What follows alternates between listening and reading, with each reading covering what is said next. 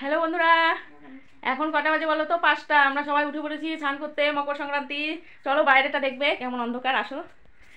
চলো চলো চলো চলো চলো। এই দেখো এখনো সূর্য উঠেনি, বুঝেছো? একটা লাইট, অন্ধকার কিরকম দেখাই যাচ্ছে না, অন্ধকার। ক্যামেরাটা এই দেখো কিরকম অন্ধকার।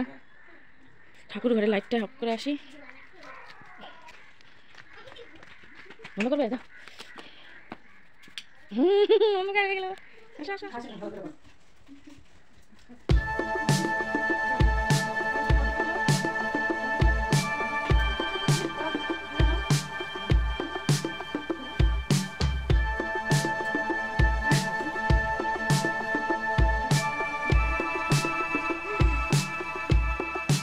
বাইরে দেখতেই পেলে কিরকম অন্ধকার এখনো আছে। তো দুষ্টু মিষ্টু ঘরে ব্যায়াম করছে, তো আমি এখন কাজগুলো বাসি কাজগুলো সেরে নিই, তারপরে দেখা হবে। চলো টাটা, সাথে থাকো, দেখতে থাকো ব্লগটি।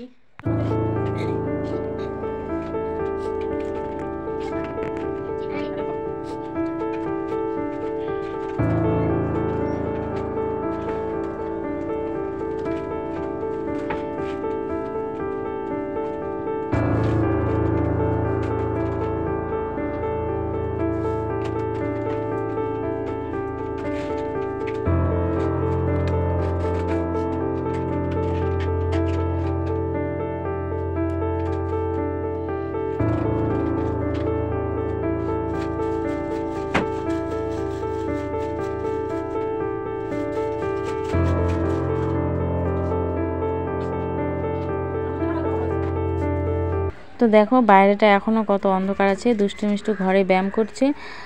তো আমি বাইরে চলে এলাম রান্নাঘরে। তো কাজগুলো বাসি কাজগুলো সেরে নেব। তো লাইটটা জ্বালিয়ে নিলাম এখনও যেহেতু অন্ধকার আছে। তো বাসি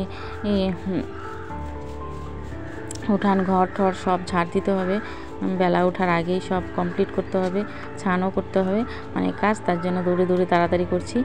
তো ভাবছি আগে গরম জলটা বসিয়ে দিয়ে তারপরে কাজগুলো করি, কেননা জলটা এদিকে গরম হতে থাকবে।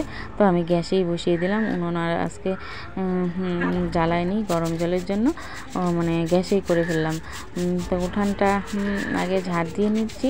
তো ভাবছি আগে সামনেটা ঝাড়ু দিয়ে জলটা বসিয়ে তারপরে ঠাকুর ঘরের সামনে ছাড়বো আর কি মুছবো।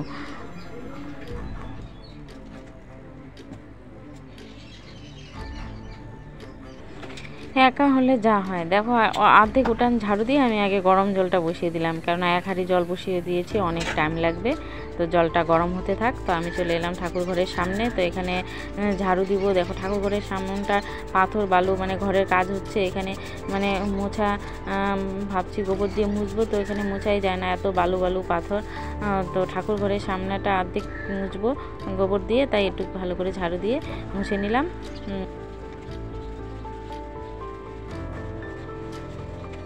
চলো দেখতে থাকো।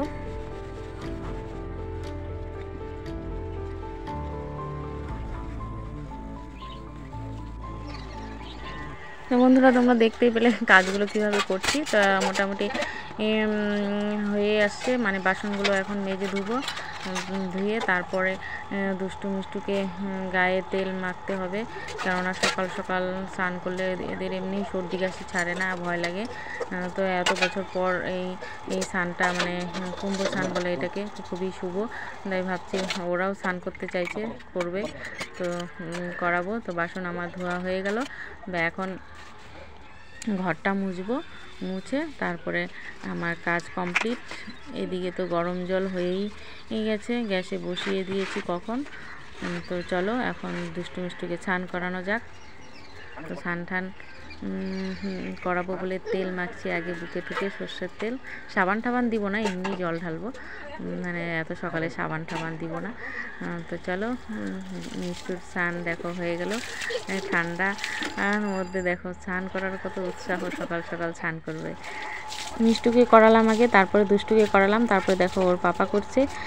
তারপর আমি এদিকে দুষ্টু মিষ্টুকে ঘরে নিয়ে এসে তাড়াতাড়ি তেল মেখে পোশাক পরিয়ে দিচ্ছি, দিয়ে তারপর তারপর আমি স্নান করব, মানে দেরি হয়ে যাবে, বেলা উঠে পড়বে, তাড়াতাড়ি করছি।